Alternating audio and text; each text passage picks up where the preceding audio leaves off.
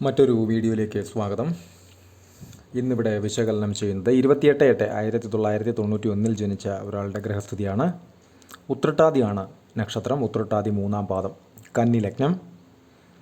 ലഗ്നത്തിൽ കുജൻ 2 ശൂന്യം 3-ൽ ഗുളികൻ 4-ൽ രാഹു 5-ൽ ശനി 6 ശൂന്യം 7-ൽ ചന്ദ്രൻ 8, 9 ഭാവങ്ങൾ ശൂന്യം 10-ൽ കേതു 11-ൽ ഗ്രഹങ്ങൾ ഒന്നും തന്നെയില്ല 12-ൽ സൂര്യൻ ബുധൻ ഗുരു ശുക്രൻ. ഇതാണ് ഇദ്ദേഹത്തിൻ്റെ ഗ്രഹസ്ഥിതി.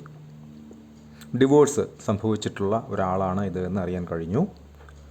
എന്തുകൊണ്ടാണത്?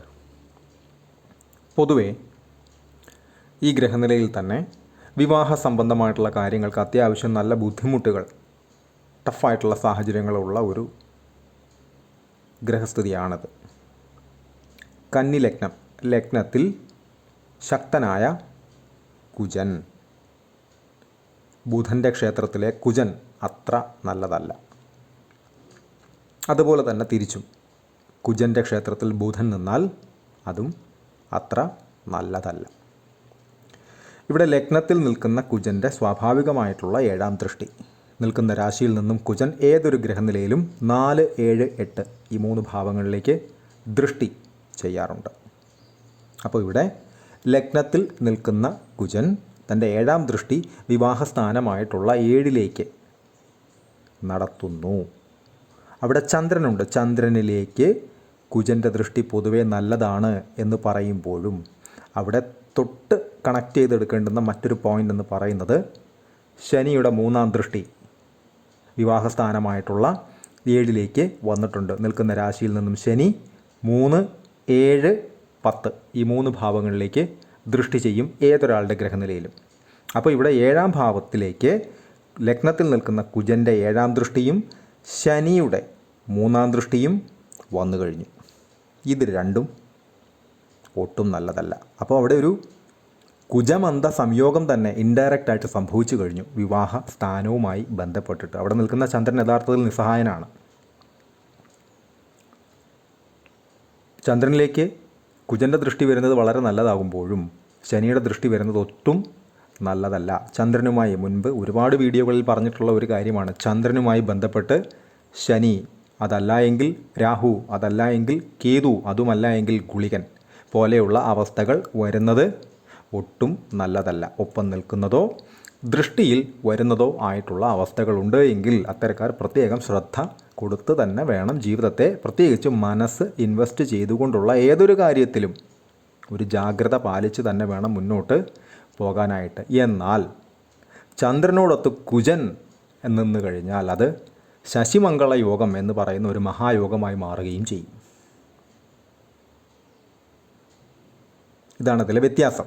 ശനി നിൽക്കുമ്പോൾ അത് ദോഷം അല്ലെങ്കിൽ നെഗറ്റീവായി മാറുകയും കുജൻ ചന്ദ്രനോടൊത്ത് നിന്ന് കഴിഞ്ഞാൽ അത് ശശിമംഗള യോഗം എന്ന് പറയുന്ന വലിയ മഹായോഗങ്ങളിലൊന്നായി അത് മാറുകയും ചെയ്യും. ഇവിടെ 7-ൽ നിൽക്കുന്ന ചന്ദ്രനിലേക്ക്, പ്രത്യേകിച്ച് വ്യാഴത്തിൻ്റെ ക്ഷേത്രത്തിലൊക്കെ ചന്ദ്രൻ നിന്നാൽ നല്ലതാണ്. ഇവിടെ കുജൻ്റെ ദൃഷ്ടി ശനിയുടെ ദൃഷ്ടി വന്നോടുകൂടി അത് ശത്രുക്കളുടെ ഒരു സംയോഗമായി മാറി. കുജ മന്ദ യോഗം ഇൻഡയറക്റ്റായി സംഭവിച്ചു കഴിഞ്ഞു. ഡയറക്റ്റ് ആവുന്നത് ഒപ്പം നിന്നാലാണ്. ഇത് ഇൻഡയറക്റ്റായി ദൃഷ്ടിയിലാണ് വന്നിട്ടുള്ളത്. മാത്രവുമല്ല 7-ാം ഭാവാധിപൻ്റെ സ്ഥാനം നഷ്ടസ്ഥാനത്താണ്, 12-ൽ.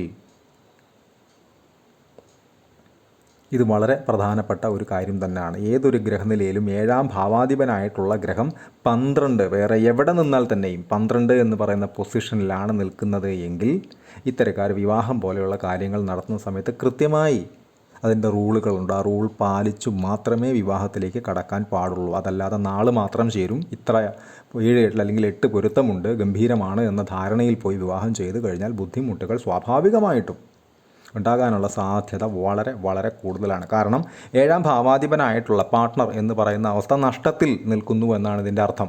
അവിടെ വിവാഹകാരകനായിട്ടുള്ള ഗ്രഹം ശുക്രനുണ്ട്, അതിന് കൂടെ ശത്രുവായ സൂര്യനുണ്ട്. ശുക്രൻ നിർഭാഗ്യവശാൽ നിൽക്കുന്നതും ചിങ്ങത്തിൽ സൂര്യൻ്റെ ക്ഷേത്രത്തിൽ, ശത്രുവിൻ്റെ ക്ഷേത്രത്തിൽ തന്നെയാണ്. വിവാഹകാരക ഗ്രഹമാണ് ഏതൊരു ഗ്രഹനിലയിലും ശുക്രൻ. അപ്പോൾ ശുക്രൻ്റെ സ്ഥാനം വിവാഹവുമായി ബന്ധപ്പെട്ട് വളരെ പ്രാധാന്യമുള്ളതാണ്. അത് ശുക്രദശയാണെങ്കിൽ പോലും അല്ലെങ്കിൽ പോലും. അപ്പോൾ ഇവിടെ ശുക്രൻ നിൽക്കുന്നതും 12-ലാണ്, 7-ാം ഭാവാധിപനായിട്ടുള്ള ഗ്രഹം നിൽക്കുന്നതും 12-ലാണ്. വ്യാഴത്തിൻ്റെ ശത്രുവാണ് ബുധൻ, ശുക്രൻ്റെ ശത്രുവാണ് സൂര്യൻ, ശത്രുവിൻ്റെ ക്ഷേത്രത്തിലാണ് ശുക്രൻ നിൽക്കുന്നതും. അപ്പോൾ ആ ഭാഗവും നെഗറ്റീവായി മാറി.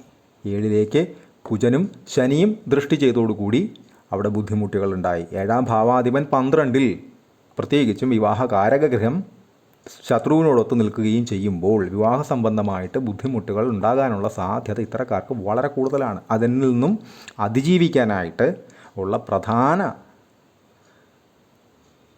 കാര്യമെന്ന് അല്ലെങ്കിൽ അതിജീവിക്കാനുള്ള പ്രധാന രീതി എന്ന് പറയുന്നത് കൃത്യമായി ലഗ്നം, ആ വ്യക്തി, പൊതുവേ ഈ ലഗ്നത്തിലൊക്കെ കുജൻ ശനി, അതിൽ തന്നെ കുജനൊക്കെ ലഗ്നത്തിൽ നിന്ന് കഴിഞ്ഞാൽ ഇത്തരക്കാർ വിട്ടുവീഴ്ച അല്ലെങ്കിൽ വക വെച്ച് കൊടുക്കുന്ന ശീലം വളരെ കുറവായിരിക്കും. 5-ൽ മനസ്സിൻ്റെ സ്ഥാനത്ത് ശക്തനായ ശനിയും നിൽക്കുന്നു. അങ്ങനെ ഉള്ളപ്പോൾ ഒരു തീരുമാനമെടുത്താൽ അവിടെ തന്നെ നിൽക്കും. എന്നാൽ അദ്ദേഹം എടുക്കുന്ന അല്ലെങ്കിൽ ഈ വ്യക്തി എടുക്കുന്ന തീരുമാനങ്ങൾ ചന്ദ്രനിലേക്ക് ശനിയുടെ ദൃഷ്ടി വന്നതോടുകൂടി അദ്ദേഹത്തിന് തന്നെ പിന്നീട് എന്തെങ്കിലുമൊക്കെ ഇറിറ്റേഷൻസ്, ബുദ്ധിമുട്ടുകൾ മനസ്സിന് ഉണ്ടാകാനുള്ള സാധ്യത, കൺഫ്യൂഷൻ, ടെൻഷൻ, ആങ്സൈറ്റി പോലെയുള്ള കാര്യങ്ങൾ മനസ്സിന് ഇദ്ദേഹത്തിൻ്റെ ചിന്തകൾ വഴി, പ്രവർത്തികൾ വഴി ഇദ്ദേഹത്തിന് തന്നെ ഉണ്ടാകാനുള്ള സാധ്യതയും വളരെ കൂടുതലാണ്. എന്നാൽ ഇത് 100-ൽ 100% അങ്ങനെ തന്നെ ആയിരിക്കും എന്നല്ല, പക്ഷേ ഒരു സാധ്യത അവിടെ ഉണ്ട്. അപ്പോൾ ചിന്തിക്കുന്ന സമയത്ത്, പ്രവർത്തിക്കുന്ന സമയത്ത് എല്ലാ കാര്യങ്ങളും ഒരു ആലോചനാ ബുദ്ധിയോടുകൂടി തന്നെ കാര്യങ്ങളെ കണ്ട് മുന്നോട്ട് പോയി കഴിഞ്ഞാൽ ഇത്തരം പ്രശ്നങ്ങൾ ഒരു 60-70% വരെ ഒഴിവാക്കി നിർത്താൻ സാധിക്കും. 100% ഒന്നും മാറ്റാൻ പറ്റില്ല. കാരണം അത് ഇത്തരം ഗ്രഹനിലകളുടെ ഒരു അവകാശം, റൈറ്റ് തന്നെയാണ്. ബേസിക്, അടിസ്ഥാനപരമായിട്ടുള്ള അവകാശമാണ് ബേസിക് റൈറ്റ് എന്ന് പറയും. അപ്പോൾ അത് കൃത്യമായി നമ്മൾ കൂടെ പ്രായോഗികമായിട്ടുള്ള കാര്യങ്ങൾ അതിനോടൊത്ത് തന്നെ കൃത്യമായിട്ടുള്ള പരിഹാരങ്ങൾ കൂടെ ചെയ്തു പോയി കഴിഞ്ഞാൽ ഒരു 60-70% അതിനെ പോസിറ്റീവാക്കി നിലനിർത്താൻ സാധിക്കും. അതല്ലാതെ വളരെ ബ്ലൈൻഡായിട്ട് പോയി കഴിഞ്ഞാൽ നമ്മൾ പോലും അറിയാതെ നമ്മൾക്ക് തന്നെ പാര വയ്ക്കുന്ന ഒരവസ്ഥ ഉണ്ടാകാനുള്ള സാധ്യത വളരെ കൂടുതലാണ്. മാത്രവുമല്ല, ലഗ്നാൽ 4-ൽ രാഹു നിൽക്കുന്നു. ഗുളികൻ്റെ സ്വാഭാവികമായിട്ടുള്ള 2-ാം ദൃഷ്ടിയിൽ നല്ലതല്ല.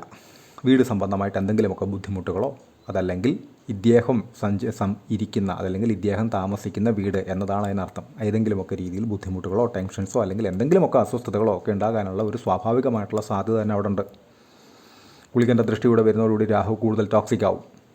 ഇത് വളരെ ശ്രദ്ധിക്കുക. ഇത്തരക്കാർ പൊതുവേ ഒരുപാട് വീഡിയോകളിൽ മുൻപ് പറഞ്ഞിട്ടുള്ള മറ്റൊരു കാര്യമാണ് 4 എന്ന് പറയുന്ന ഭാവത്തിൽ ശനി അതല്ലെങ്കിൽ രാഹു അതല്ലെങ്കിൽ കേതു അതല്ലെങ്കിൽ ഗുളികൻ്റെ സാന്നിധ്യം പോലെയുള്ള അവസ്ഥകളൊക്കെ ഉണ്ടായിക്കഴിഞ്ഞാൽ പ്രത്യേകം ഒരു ശ്രദ്ധ കൊടുത്തു തന്നെ പോവുക. ഇത്തരക്കാർ ബാധ്യതകൾ, കടം, ലോൺ പോലെയുള്ള കാര്യങ്ങളൊക്കെ എടുക്കുന്നുവെങ്കിൽ, അത്തരം കാര്യങ്ങളിലേക്ക് പോകുന്നുവെങ്കിൽ ഒരു ശ്രദ്ധ നിർബന്ധമായും കൊടുത്തു തന്നെ വേണം പോകാനായിട്ട്. അതല്ല എങ്കിൽ പിന്നീട് അതിനെക്കൊണ്ട് ബുദ്ധിമുട്ടുകൾ ഉണ്ടാകാനുള്ള സാധ്യത വളരെ വളരെ കൂടുതലാണ്.